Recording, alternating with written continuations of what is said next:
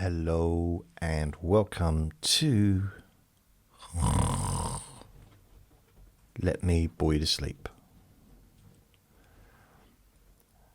Please only listen when you can safely close your eyes. My website is jasonnewland.com, and today is Q&A Friday. I don't have a jingle. I hope to one day have a jingle. I also hope that Vinny in the background is going to eat his dinner, which is just on the side. Look at his... Hey? You can eat your dinner, Vinny? Vinny, you can have your dinner. It's right to the side of you. You're a good boy, aren't you? Yes, you are. You can have your dinner. It's so cute the way he does that. You can have your dinner. Huh? Have your din-dins, Vin. Please. For Daddy. I can't even... Oh, no, he's got something more interesting to focus on. Okay. I'll move over here just so you can see him. So...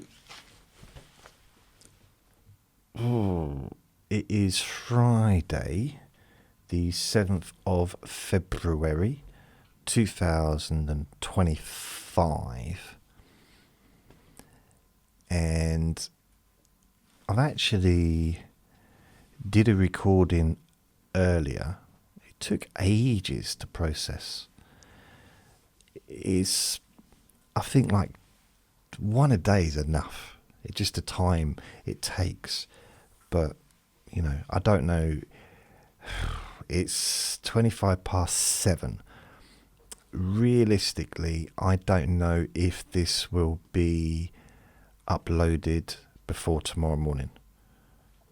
Because, apart from the fact I'm feeling a little bit peckish now. Yeah, I think it's going to be one of those situations where I'll record it tonight and then I'll upload it and process it and edit it and all the stuff that goes into it. All that backdoor stuff or behind the scenes stuff, that's what I mean, you know. All that, yes, it's quite a lot. The administration. So I did one earlier called... It was ASMR sleep or deep sleep whisper hypnosis number 519, and it's called Confused to Sleep. And it lasts, the one without music, you know, the standard recording lasts for 46 minutes 32 seconds. So it's fairly long. And it's hard to say that without smiling, because I'm a child. Have I got any emails? Nothing. Right. Other than that, my website's jasonnewland.com. That's where my podcast lives. All the latest recordings are on there. I've also got a Facebook group called Jason Newland's Boring Group. Please join. And it's a good place to ask me questions for Q&A Friday. So usually on a Wednesday, maybe Tuesday.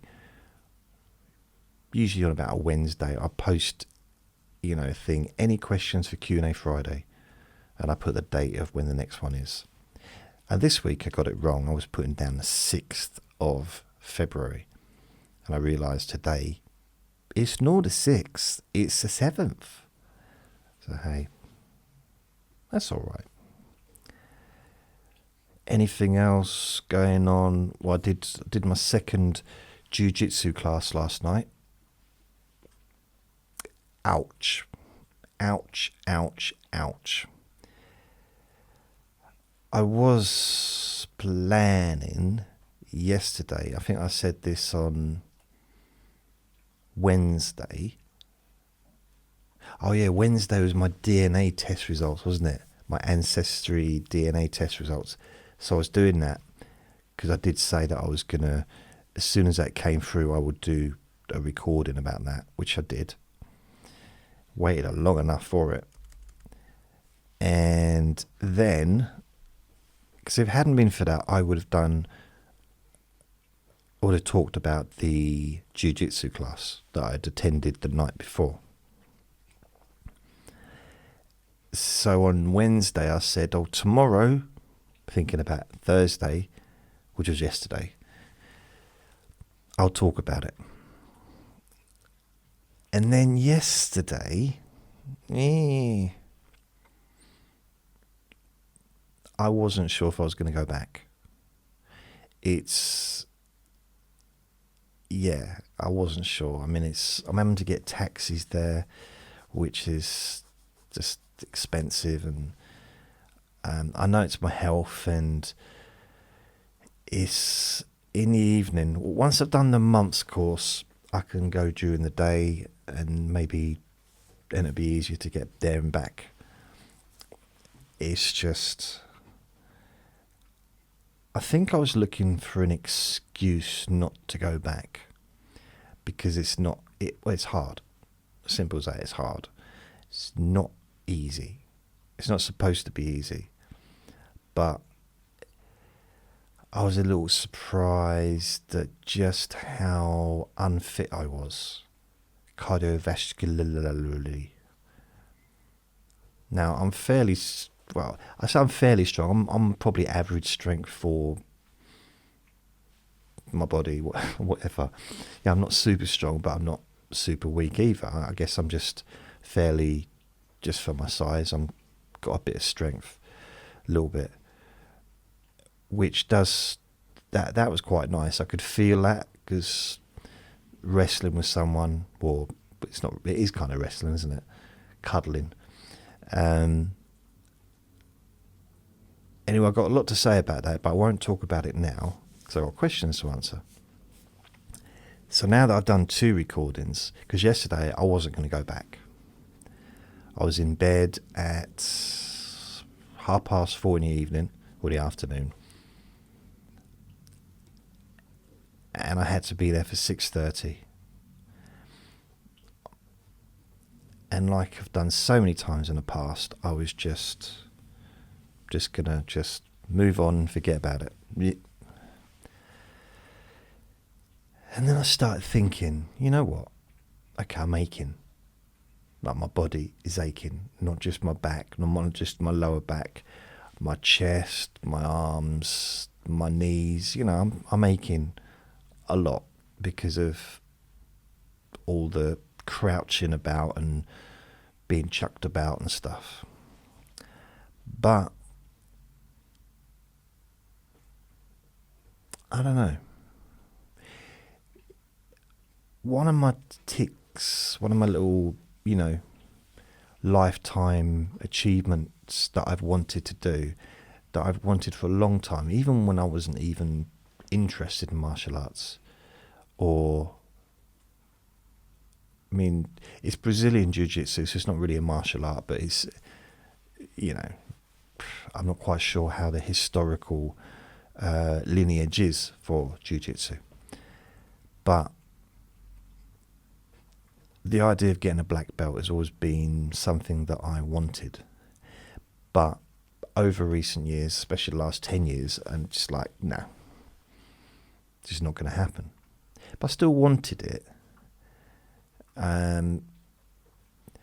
2 of my ambitions in life was to get a degree, which I did.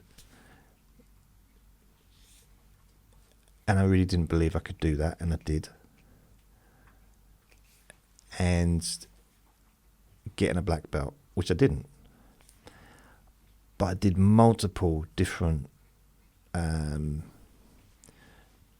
know if you want to call them sports or styles, whatever. I did karate at school for 2 years. What did I do? Wing Chun. for about a year. I did praying mantis kung fu in London for a little bit, but only briefly. Boxing, I did taekwondo for a couple of years. So I've done karate and taekwondo were the only ones that I ever graded in. And I think I did about 3 or 4 gradings in those, both of them. So technically I was on the way. If I'd have stuck out with the karate, I'd be a black belt. As a kid, I would have been a black belt probably by the time I was 18, maybe 20. Yeah, maybe 18, 19. I probably would have been a black belt if I'd have continued because I stopped pretty much when I was 15 or 16. Taekwondo, again, I would have been a black belt a couple of years after I stopped. Maybe 3 years after I stopped, because the person that started at the same time as me is now an instructor, and he's been a black belt for ages. I think he's like 2nd dan or 3rd dan now. So, I'm thinking, well, this is kind of my last little slice of the pie. Slice of the pie, as far as these kinds of combat things go. Based on my age, my health, I don't know. It makes sense to me. I'm looking for a way to avoid doing it, because it's hard. Oh, seriously, my back. I'd say the good thing about it is, before I went to the first lesson of jiu-jitsu, I had my arthritis pain in my lower back. Now, I've got pain all over my back. My whole back hurts. So it's good. It's taken away the focus from there. If anything, it hurts more on the right-hand side now. Yay! Anyway, Q&A Friday. Here we go.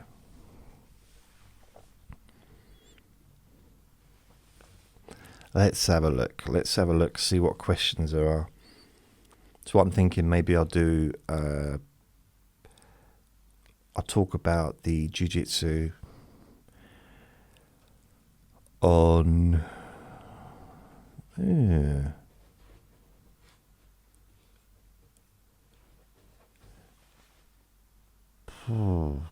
maybe Monday, maybe Sunday, I don't know, at some point in the future. Maybe tomorrow. So, I didn't know this. Apparently Kirk Douglas owned the rights of One Flew Over a Cuckoo's Nest. And Michael Douglas, his son, bought it off him. Wow.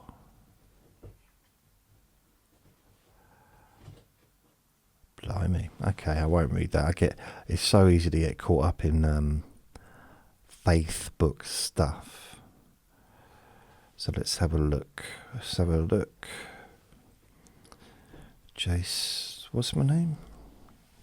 Oh yeah. Haven't had any new members to the Jason Newland's Boring Group for ages. Literally ages. I mean, if you look at the members, it must have been well over a month. The last new person... Well, Aska's not there anymore. Why are you not there anymore? Well, new to the group. Me. I was the last person to join. Ashley. So Ashley was the last person to join, and that was 3 weeks ago. For some reason... Aska isn't there. It might be because she's not on Facebook, potentially. So that might be the reason. I hope you're well if you're listening. And I hope everyone's well. So here are the questions. Let me have a look. Sometimes I do have a little look. Over the few days building up to the Friday. I'm like, ooh, It's like looking down the top of the computer, like looking at a little, just to see what's there, what I'm going to be able to play with on Friday. That sounds wrong, a bad analogy. See what the questions are. But I don't like to spoil it for me, because just like with my DNA results, I received them on Tuesday about 5 o'clock, and I didn't open them. Didn't open the email, didn't open the thing to look at them. And I so wanted to, but I didn't. And I went to jiu-jitsu and did all that. And then Wednesday I opened it and I did the podcast and I videoed it, and actually it was all fresh and it was new to my eyes for the first time. New for the first time. Didn't really need both of those, did we? So Ing asks me, do you remember parts of your comedy program? Could you give us a taste of it? Probably not. I remember bits, but I was a little bit rude back then.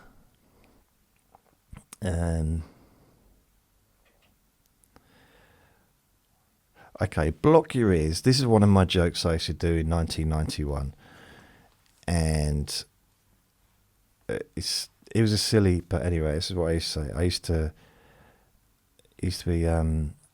Someone came up to me the other day, and they asked me, "Does sperm taste like fish?" I said, "I don't know. I don't eat fish." That was one of my jokes. I can't remember. Was it another one?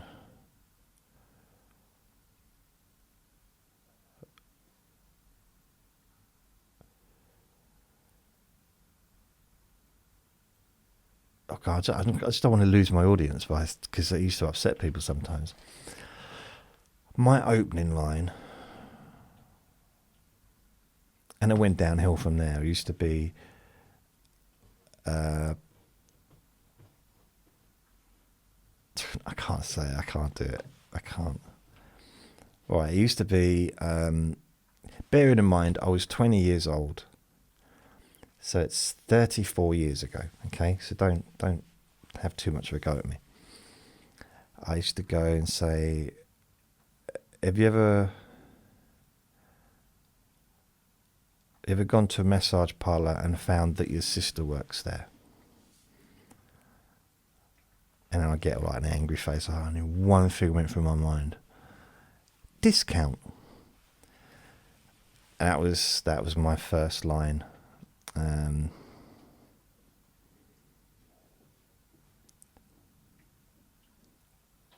So as you can imagine, it was kind of a weird. It's weird saying it out loud. It's weird then, to be honest. I can't think. I had a Fred West joke. It wasn't making fun. There was this big. Okay, it was a serial killer, and it was like. It was horrible, the situation, but he built tunnels under his house, and it was just disgusting. This is about 95, 94, 95. And I just said, imagine him in prison. They'd probably make use of his building skills. It's like, the guard will come up to and say, "Hey, Fred, you and Tony have done a really good job with this new bookcase. It's amazing. Where's Tony?" So this is because anyway, it's about 31 years out of date. It's because I wouldn't joke about things like that now, but at the time I was young and dumb and didn't know. I just didn't know. There must have been some clean jokes I had. I did a joke about looking like the kid from El Dorado. Because as a kid, this game back in 1991, I used to have a ponytail. And I used to talk about people mistaking me for the kid from El Dorado, who was probably the same age as me, maybe 6. He's probably a bit younger, but we did have a little bit of a similar look.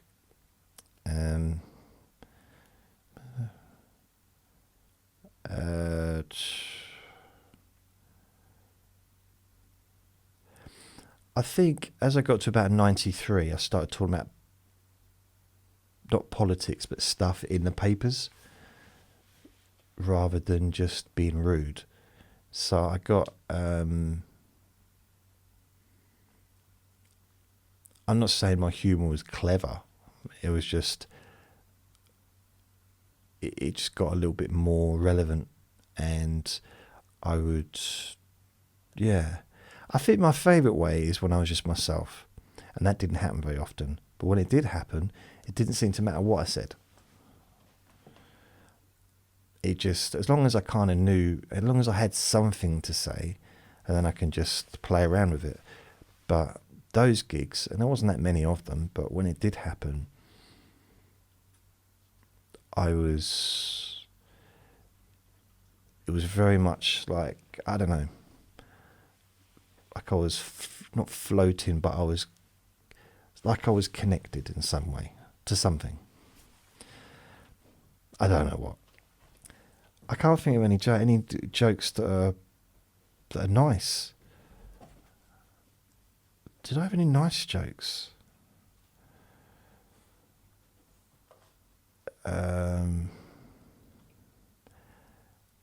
No, it's very much about. Again, I can't do that one either, because that's about my granddad. Nope. I just, none of it. It was all a bit horrible, really, I guess. I saw it's really weird. I had a reputation and people used to moan and like, ugh. But then other comedians sometimes would nick my material, but they would present it better than me, or they'd change it a little bit, and it'd be a better joke.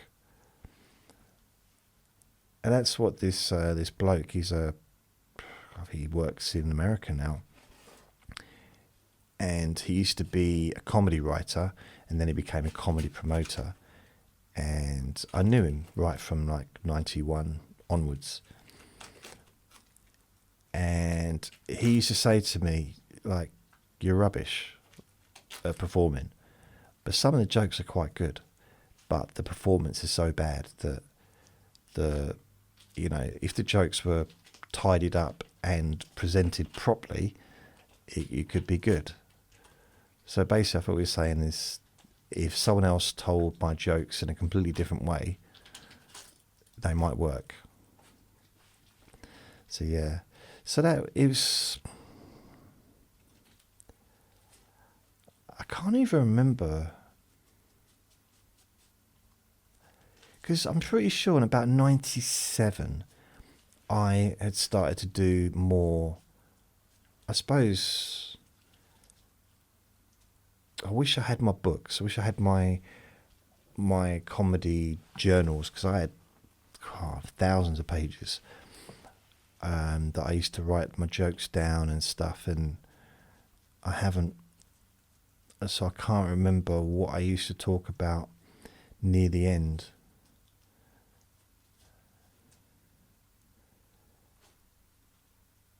I think it was quite good though. That was my personal opinion. So yeah, that's why I would never really play it. I mean, maybe one day I'll get a recording and I'll clean it up a little bit. Not clean it up, but just try and get it to sound a bit better. And if I could find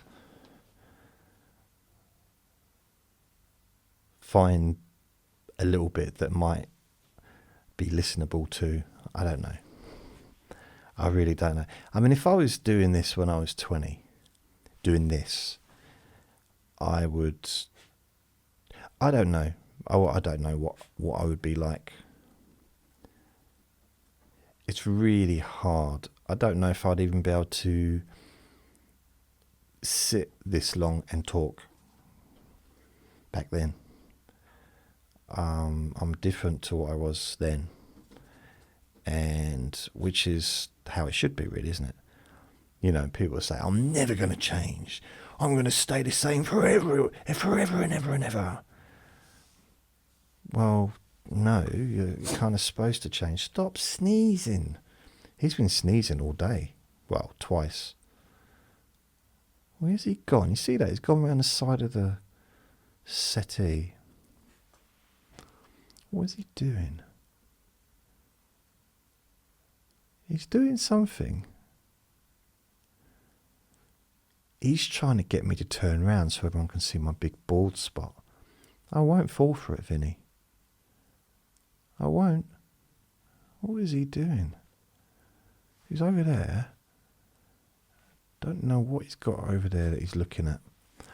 So, yeah, that's pretty much... Could you give us a taste of it? I gave it. It's not a very good taste of it. But, you know, that's why... When I went on stage, I closed some clubs down. I mean, little gigs in pubs.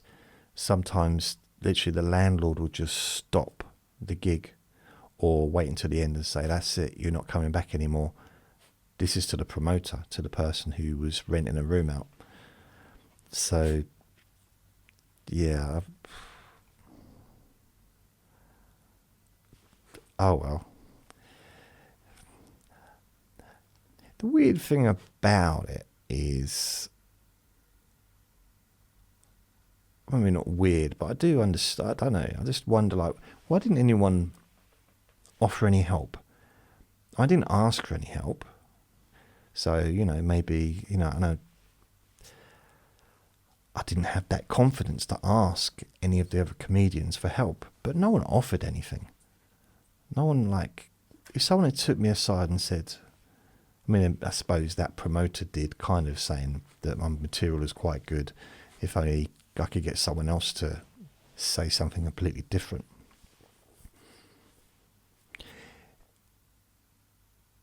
I needed guidance, mentorship. That's what I really required. And I needed training. Because I think some people have, I guess, when they're young, that have a natural ability. The thing is a lot of difference between being humorous off stage and being humorous on stage, or making your friends laugh and making people laugh on stage, or making an audience laugh. But some people can do both. They can do both of those things. And then some comedians, they're very much not funny off stage, but amazing on stage. And some are really funny off stage and not very funny on stage, or not as funny on stage. It's a weird... I mean, I think with the ones that are really funny on stage, and when they're off stage, they don't want to be funny because it's their job. It's, I guess, if you're a chef, you go home, you don't want to start cooking. You know, it's like you've had enough. You've eaten, you don't want to start cooking after doing it all day long.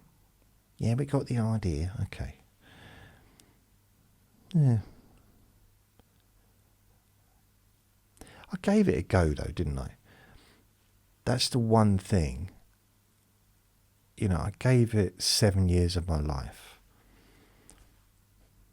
So, yeah, I gave it a go. I didn't do it. I mean, as the years progressed, I did it less and less.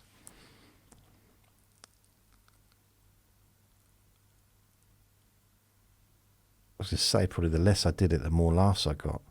But that's just probably because in reality, the less I did it, the less booze I got. I was a little bit confrontational, I guess, when I first started.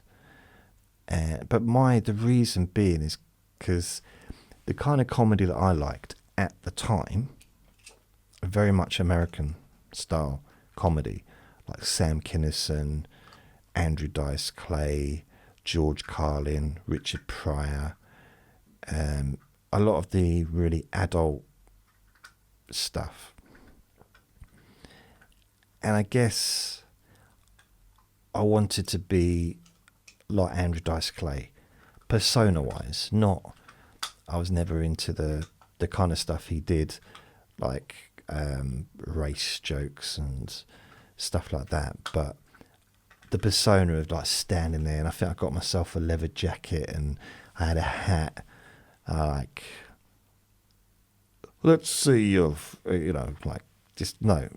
I wanted to be like him, but I wasn't like him. But it was, yeah, I kind of wanted to have that aura, that attitude of like, I don't care what I do, what I say. And to be fair, I probably didn't really. When I was in that mode, I remember someone said, they came up to me after a gig once, and I was at the bar just waiting to get myself a Coke, because that's all I ever used to drink. And the bloke said, "Oi, I didn't like what you said," whatever. It was about something. I just remember what it was about, but it was about something. And I turned around and I said, "Oh, did it offend you?" He said, "Yes." And I said, "Well, I don't give a," to him, laughed and just turned my back on him and just ordered my drink. Because I didn't care. It was weird. I had a bit of an attitude on me back then. It's weird because I can't imagine being like that now.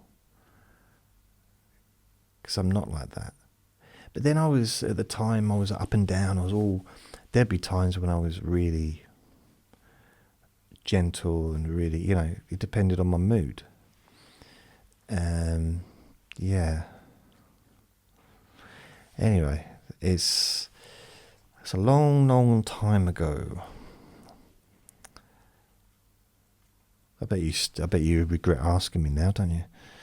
So that's Ing. Thanks for your question. Chris asks me, "You used to be boring, now you're just moderately boring. What changed?" See, I'm not sure if that's an offensive question or not. I'm not sure. I'm going to have a drink.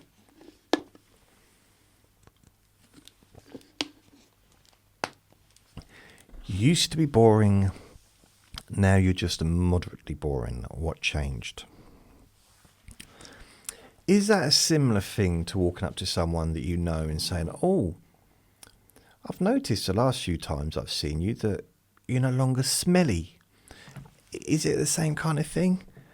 Or, "Oh, you've had your hair cut. I'm glad you did that because before you looked like a tramp." Is it that kind of thing? Is that the kind of the guy? What, Vinny? You got dinner there? Oh, blimey. You just snapped at me. Yeah, you give me kisses. I held his hand and he just nipped me. And then he licked my finger. I can't do anything. Like, if you want to be part of this recording, you can be, Vinny. But right now, I'm not going to bend over and pick you up because you'll just run away. As soon as I go like that, you'll run away. So, because he hasn't got his collar as well. If he had his collar on, because I always take his collar off, I don't leave it on him when he's indoors. What, Vin? Do you want to say hello to everyone? Do you want to say hello? Come in. Do you want to say hello? Vinny, do you want to say hello to everyone? I used to be boring. How far back are we going, Chris? How far back? Are you talking like a few weeks ago, a few months ago, a few years ago? Because I've been doing this, blimey, quite a while now. I started doing the Let Me Bore You to Sleeps in, was it March 2008? 2009, 10, 11, 2008, 2018, sorry. 19, 20, 21, 22, 23, 24. So it's coming up to 7 years in about a month. Can't believe I've been doing just this one thing of talking about nothing for an hour or whatever. It's just, wow. I don't know. I'm just moderately boring. What changed? Maybe your boredom threshold changed. Maybe your boredom threshold is kind of lifted a little bit so that you can put up with more boring stuff without being so affected by it. I don't know. I'm not sure. Maybe it's because I never was boring, and I'm not sure what it is. I like to think, I don't really think I'm boring anyway, but the premise of this recording really, or this podcast, was that everybody's boring when they're talking about something that they really enjoy talking about, and the person listening has no interest in what they're saying. That's boring. Doesn't mean the person's boring themselves, but just, someone could be an astronaut, but if they're talking to a person that has zero interest in anything astronauty, then even if 99% of the population would find it interesting to talk to an astronaut and have questions, I'm sure most of us probably would have a question for an astronaut. There's going to be some people that would be like, this is tedious, man. This is tedious. I'd rather talk to a plumber. And it might not be a put down of a plumber. They might actually be interested in the whole techniques of plumbing. I don't know. So they might be into toilets. I really don't know. I'm not sure. I mean, Jackie answered. This is, when it's a question, I know it's a question that I need to focus on because I've had 2 responses to this question on here. Chris says, laugh out loud, he's starting to keep me awake. See, I'm not sure what to make with these. And then Ken says, that's what I call dry humour. So I don't know. I really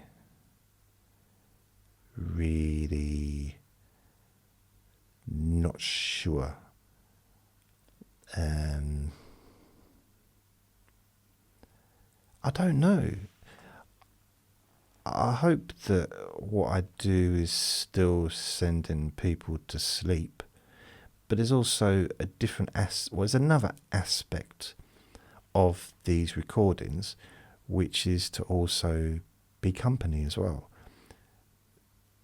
And that was something that, when I started this, this isn't what I was trying to do. This talking. The plan, really, if you listen to the very first recording, is almost a hypnosis recording, but with a bit of chit-chat.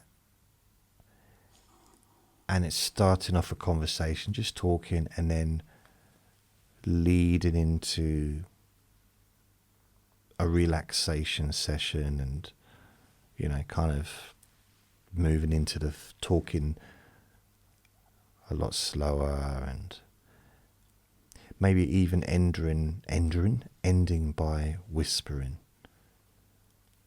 That was how I envisioned this whole thing to be. And as time went by, I don't know, I just started talking about my life. Just started talking about what's going on and what has gone on, and telling stories about my life, and making stuff up, and being honest, mix it together so no one knows which is which. And then at one point I started having conversations with myself. I don't know how that came about, and that happens still, but I let it happen organically. I don't I don't plan. I never plan what I'm going to say in these recordings. The only time I plan what the topic is going to be is if I'm doing a Q&A Friday. I've got the topics in front of me. I've got the questions in front of me. When I do something like the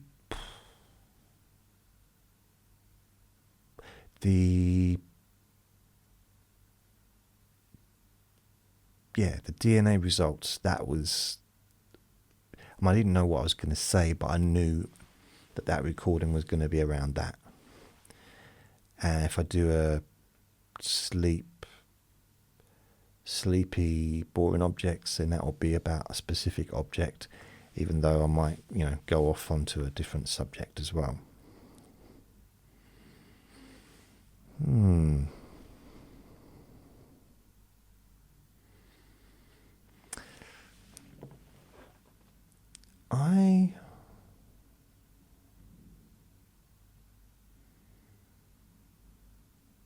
I mean, maybe it's going in the wrong direction.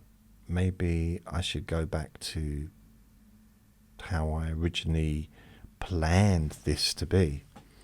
But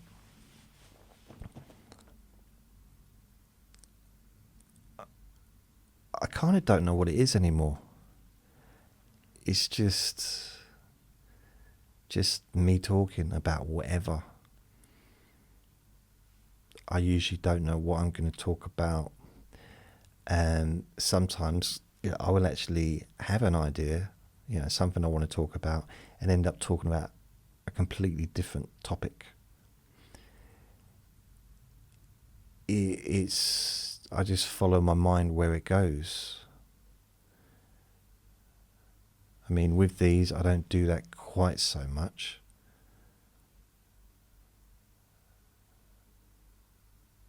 Yeah, I'm not following my mind right now. Not externally, anyway. Internally, I was. Oh. So, yeah, I don't know. I'm not sure. Am I less boring? I'm probably... Is my voice less boring? That could be a question. Maybe I'm not as boring to listen to as far as my voice. Is my voice more exciting now? I'm not sure. The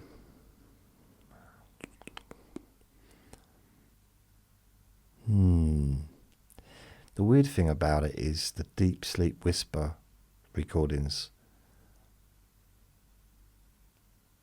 are still, the hypnosis stuff is still more popular than the Let Me Bore You to Sleep stuff, generally, especially on YouTube.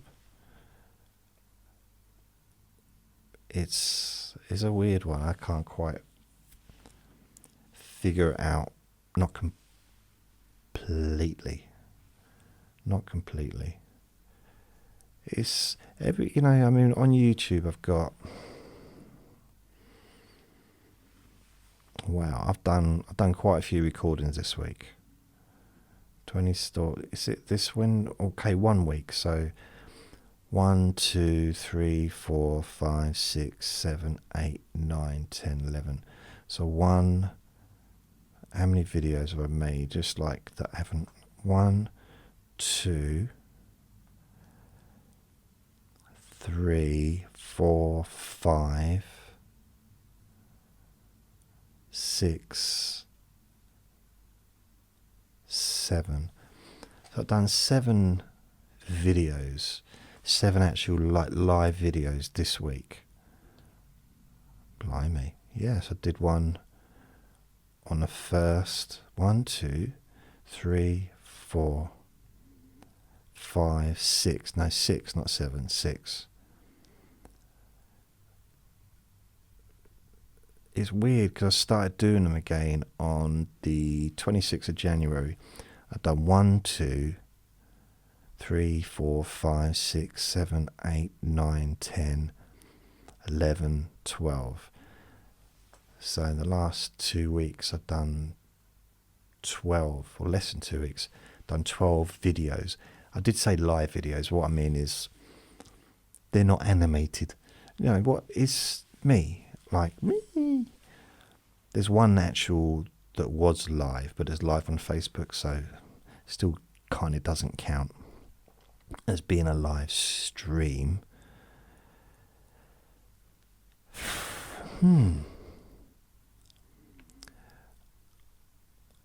I don't. And I mean, the analytics have gone up. Have they? Well, apparently not. Okay. 980 watch time hours in the last 28 days. So that's quite a lot, isn't it? Last 7 days. What's it been? 263. In the last 7 days, I've had 1.2 thousand views in the last 7 days. So it's going up gradually. Still not a lot, but it's growing up. Unlike me, I just released the Confused to Sleep video, so that's starting to get a few views.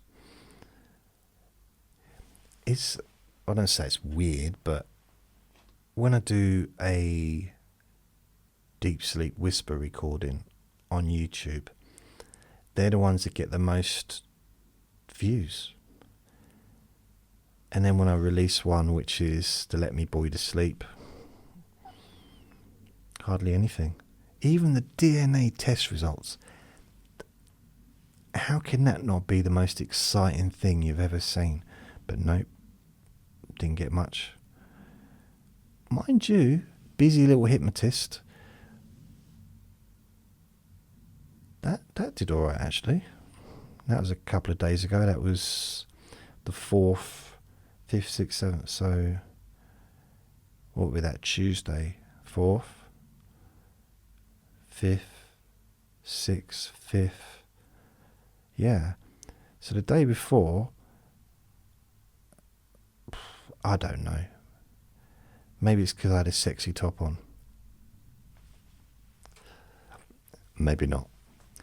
See, yeah, I don't know. Why am I less boring? I mean, that's a compliment in some ways. But there's an aspect of being like a friendly voice to listen to, like regularly. And these are things that other people have said to me or written to me over the years, that it can be nice to have a regular voice to hear. And some people, someone did send me a message saying they hadn't left their home in weeks, and listening to me helps. Probably helps them want to get out of the house, to be fair, just so they can escape me. It's not like I'm in the house. I'm not like hiding in the wardrobe. I'm just saying that it's nice, the idea that maybe it's not just that I'm boring people, but maybe there's something a bit more. And I guess it's the same. It's like whoever did this, 1,000 people could do exactly what I'm doing, and they'd all be different. It'd be different because we're all different. And so, everyone's unique and everyone's got their own. I mean, you could get 1,000 people to talk on a specific subject, and it might be, some of them might be similar, because they're kind of, not they're reading off a script, but they are perhaps, regurgitating what they've heard other people say. But in this scenario where it's just free form, just chatting, whatever, it's a lot more personal. It's a lot more intimate, I guess. And I like to think that I open myself up. Again, my mind went to a different thing, and bring it back. I'm quite open, I would say. An oversharer, maybe. And I don't know, things have changed. I mean, I'm 54 now. Hard to believe, I know. They didn't believe it at Jiu-Jitsu. Didn't believe I was 54. I remember someone, I heard him thinking, I heard him talking in the background, like, he said he's only 54. He looks 63, at least. I was so proud. It's weird when people assume why you're going to training. Someone actually said to me, someone asked me, why you coming to training? And there was a few people around, and I said, well, I just been interested in it for a while, and it'd be nice just to, I don't really know how to word it. And someone shouted out, what, lose weight? Are you here to lose weight? Are you here to reduce your belly fat? Fatty belly? What? So I went up to them and I bang, bang. And they punched me twice. And I'm actually still on the mats, unconscious. Yep. There's no punching in jiu-jitsu. Or there's no striking. It's really weird. When, I know I'm not supposed to be talking about this. I decided to wait until I do a recording on this subject, but it's amazing once you're on a mat and when you're on the floor, you realise how vulnerable people are, or how vulnerable I am. Because it's some of the movements, if they were done just slightly differently, would be very debilitating to the person, like instantly, very. And it's not about that. It's about doing it safely. But I can just see how, when you see someone on camera and they're, if I see, you see it occasionally, you might not, I've seen it on YouTube, and maybe somebody's really being naughty on a train, like the tube or underground train, or in an airport, and then someone who happens to be a UFC fighter or a jiu-jitsu expert or whatever takes them to the ground and chokes them out. And that, but just they tap and, they do that. And it looks like a lot of wiggling and hurt and all that stuff. The thing is, what they don't show you, because you don't see it, is that jiu-jitsu person, as soon as they got them on the ground, they could severely damage them, taking them to the ground. And once they're on the ground, it could be over in a second. They don't need to choke people out. I mean, maybe another jiu-jitsu person, they do. And some people would be so strong that maybe you would need to, but it's I don't know, I think it's very interesting. I find it very interesting. And I quite like the step-by-stepness of it. Like, you do this, and it's almost, I guess, like a game. Like, you go there, they go there, you go there, and it's kind of undoing each other's, which is a bunch of locks, grabs and stuff, and yeah. I've got no idea what I'm talking about. See, that's what I do. I talk about stuff that I've got no idea what I'm talking about, and it almost starts to sound like I do.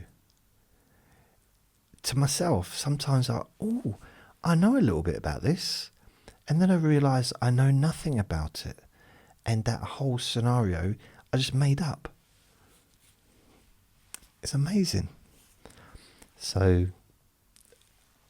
Ali asks me, what is your favourite animal? Vinny's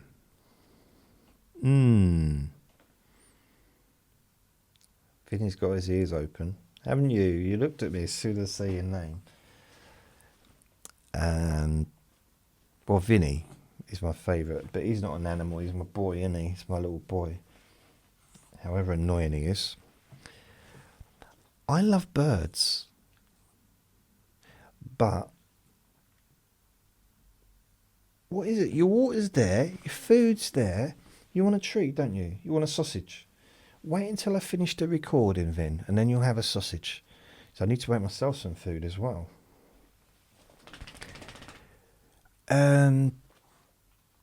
I love birds. I don't know, I just love birds. I love hearing them singing, whistling, like the birds in the tree, like outside here, I mean. I really like birds. But ferrets, after having Andre, ferrets are amazing. They're just so much fun. So I guess I can only really go from my own perspective of my own experiences. I would say probably, doggies as well. I love dogs. Cats are beautiful. They really are, especially when they're kittens, those big eyes. Oh, man.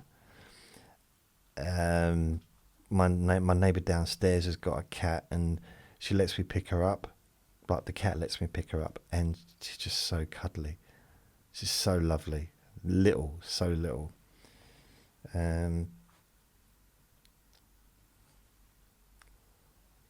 So I guess I'm going to go equally with dogs and ferrets. And I think the reason for that is probably because I've only really had two pets, or two. They're my kids, but I've only lived with two that have been my responsibility, which was Andre the ferret and Vinny the Jack Russell, and my voice, which is going for some reason. Have a drink of water, that should help. It's probably just the radiators. Got to stop laying on them.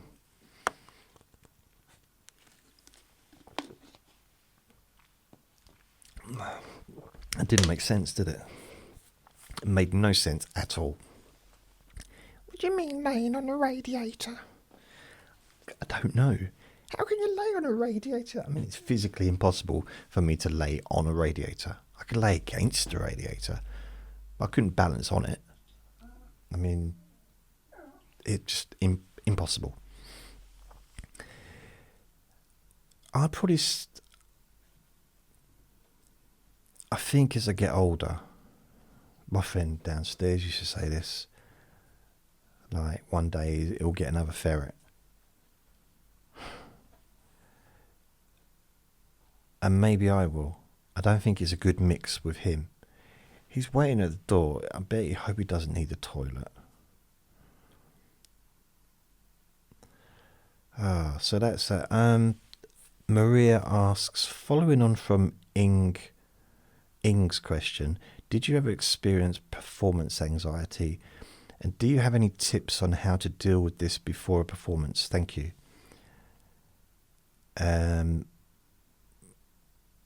Have I had performance anxiety? A couple of times. I tell you what makes it what made it easier for me. I used to see really, really well-known comedians that were on TV, and I used to see them before they went on stage, and a lot of them were anxious until they got on stage, and then they were fine. So I kind of figured that all you got to do is get on stage. It's that It's just that doing it. Once you're doing it, it's fine. And, you know, if I was going to give myself advice, is be prepared. So if you're going on stage to read a script or to read in front of, it could be at a wedding, just be prepared, know what you're going to say. But at the same time, be prepared enough to be able to ad-lib. And also maybe don't take it too seriously. Because especially in that environment, even in a comedy situation or in a public speaking situation, it's not the most important thing in the world. I mean, if you look, presidents and prime ministers and members of royalty and super famous people make mistakes when they're talking. They stutter, they say the wrong things. You know, sporting icons sometimes say the wrong things when they're talking. It's just natural, so there's no reason for us normal people, us lower folk, to you know, slip up verbally. So I would say that would take away the anxiety of it, realising that everybody sometimes forgets what to say. I mean, there's a really famous, I think there's a video, but it was a recording of Elvis Presley forgetting the words to his song and starting to laugh. If it can happen to the greatest, they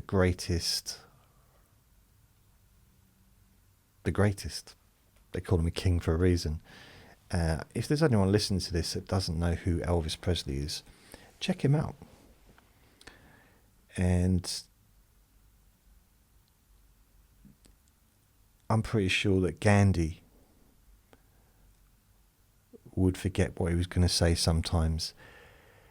I'm pretty sure that some of the greatest orators, is that the right word? Like Martin Luther King or Malcolm X or JFK or I'm trying to think, not Rolf Harris,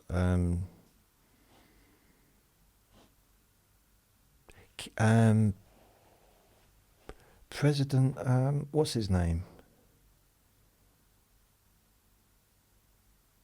Reagan.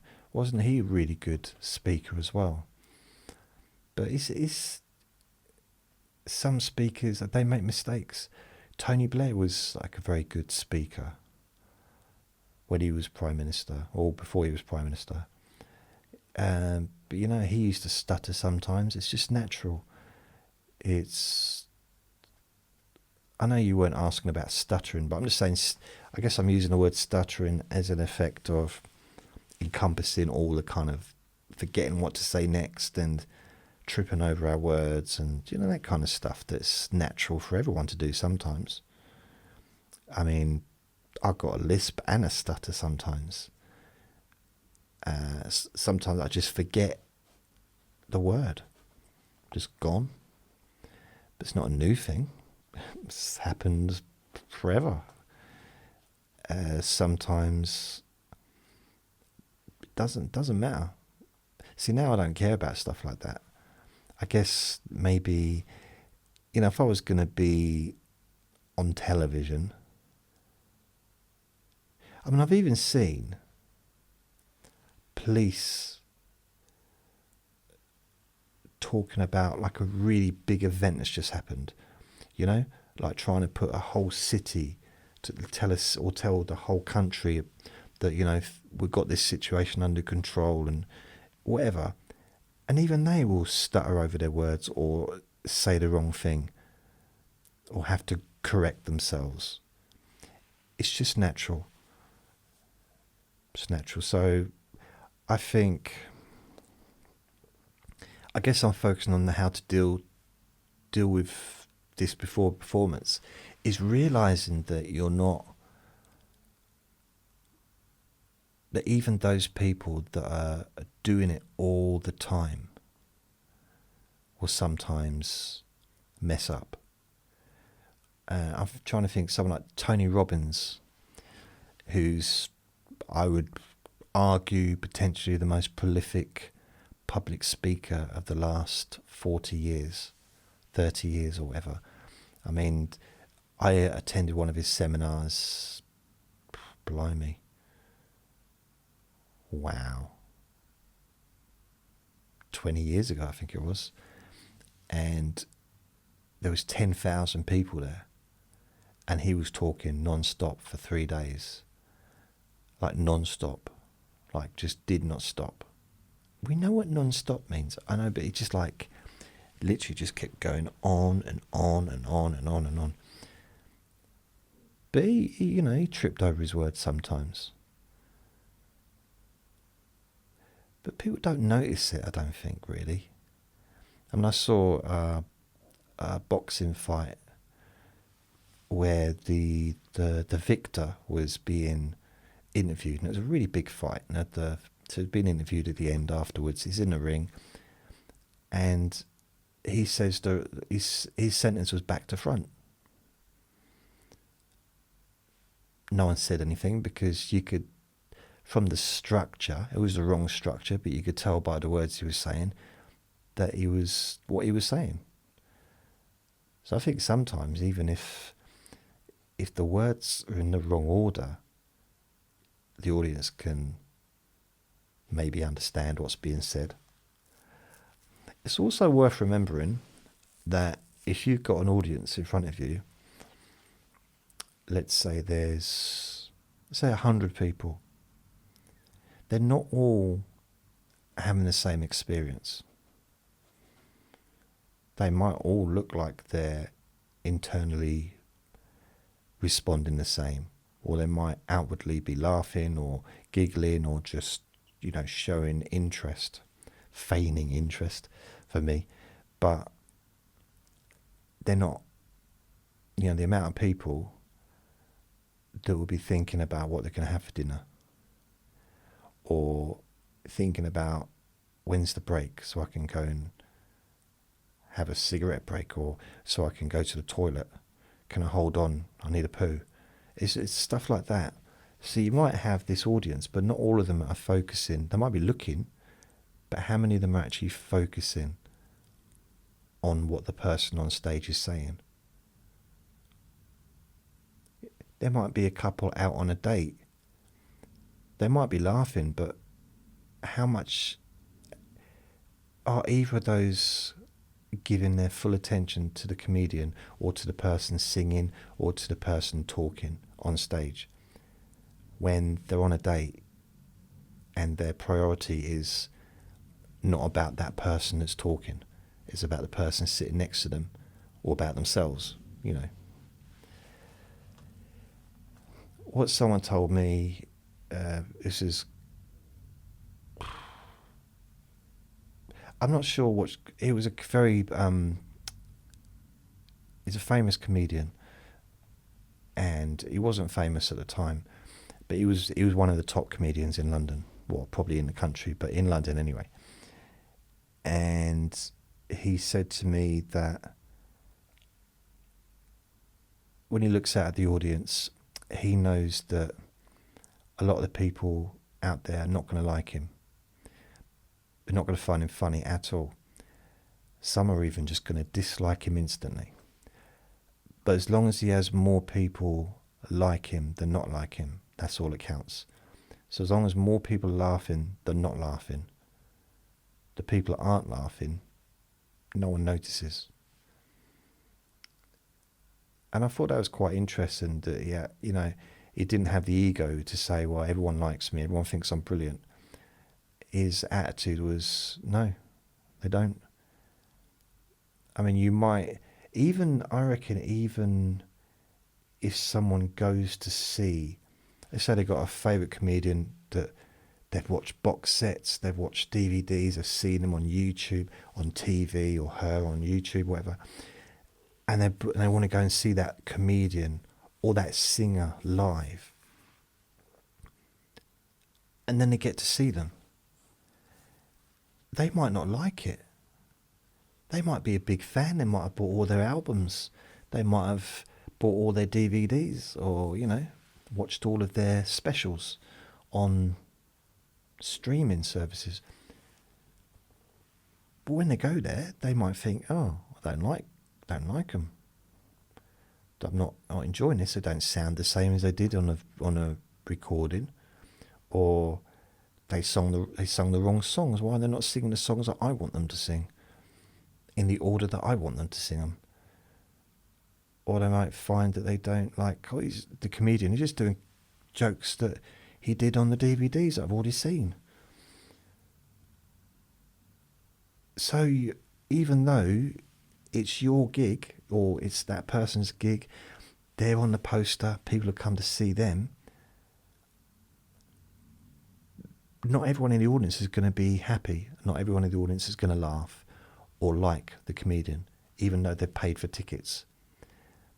And then you could split that audience up as well. How many people have come because they're a fan and they brought their partner, or they brought their friends from work, or they brought a brother or sister or parent or son, daughter to the performance to come with them because they didn't want to go on their own.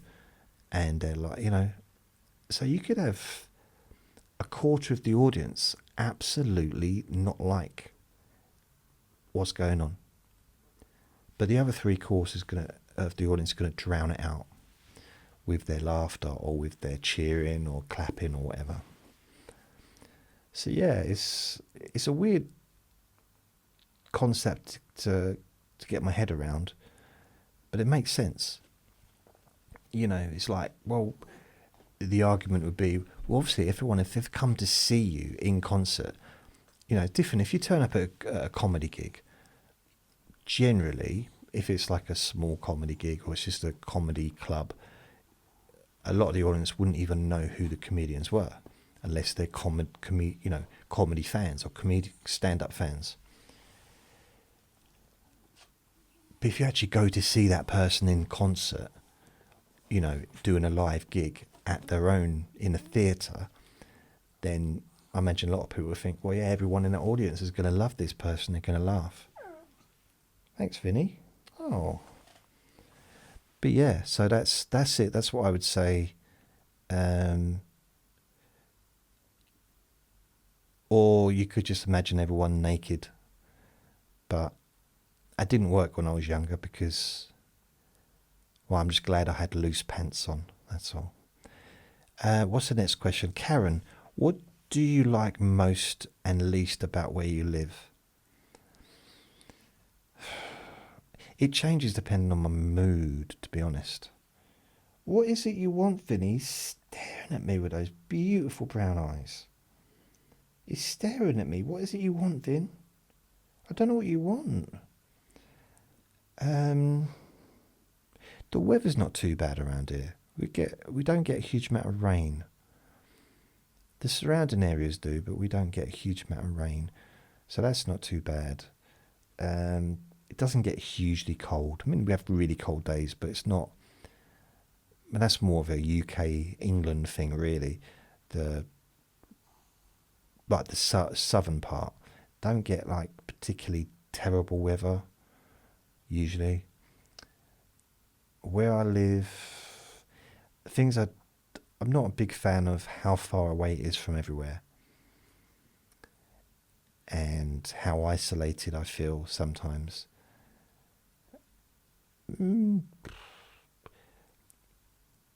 There's a lot of, there's a bit of dodgy stuff going on, but I guess that's happening everywhere, isn't it? I don't really want to be involved. Well, I'm not involved in that stuff, but I'd rather just not know about it, to be honest.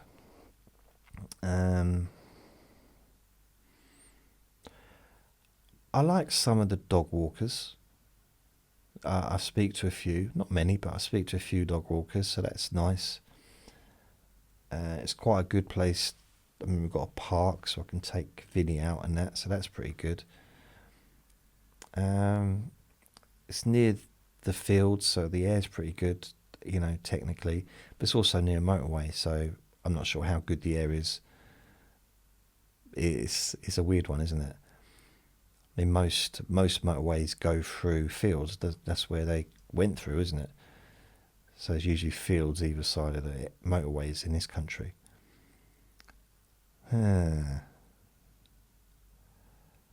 What do I like about it? I don't know. That's something I need to start thinking about. Yeah.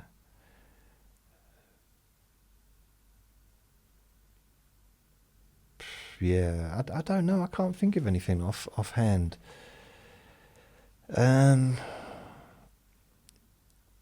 It's fairly quiet.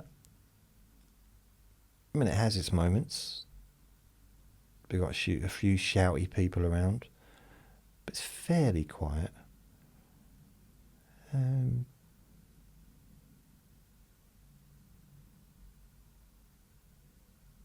I like the fact that I've got my home.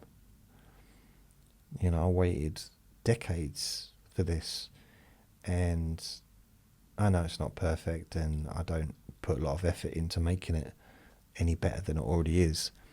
It is my little place, it's my space, and that's probably the best part, I guess. And being able to do this, I suppose.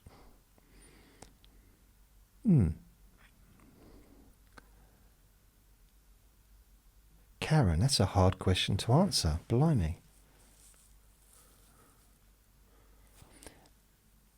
I think it would depend on what frame of mind I am in at the time that I answer that question.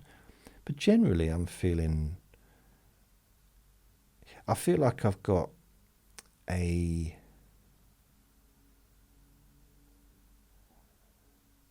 I've never lived,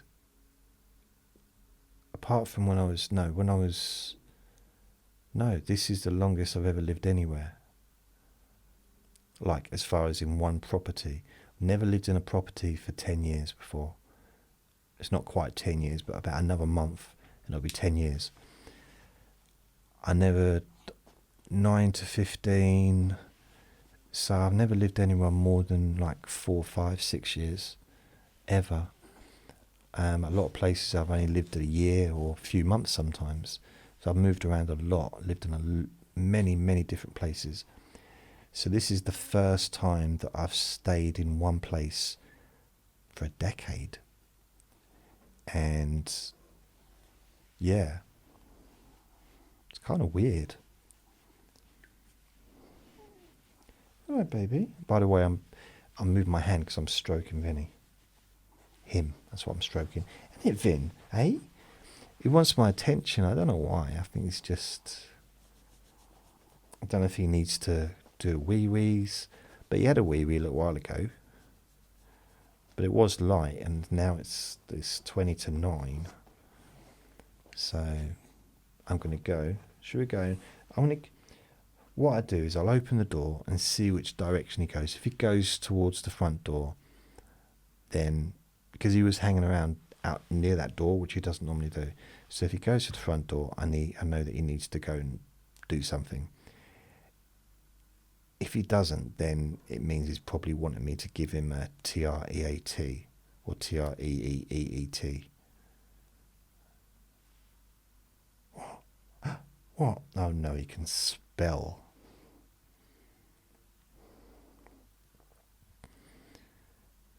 What was I going to say? There was something I was going to say.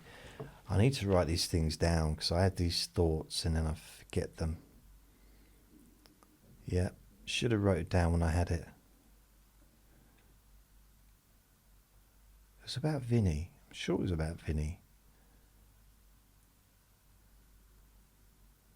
No, it's gone. See? I've got to write this stuff down when I think about it. Otherwise it's gone. Oh well. Well, that's me. That's it for another week's version of Q&A Friday. So thank you for listening. remember to be kind to yourself, because you do deserve to be happy. Be gentle with yourself, because you do deserve to feel safe. Lots of love. Bye.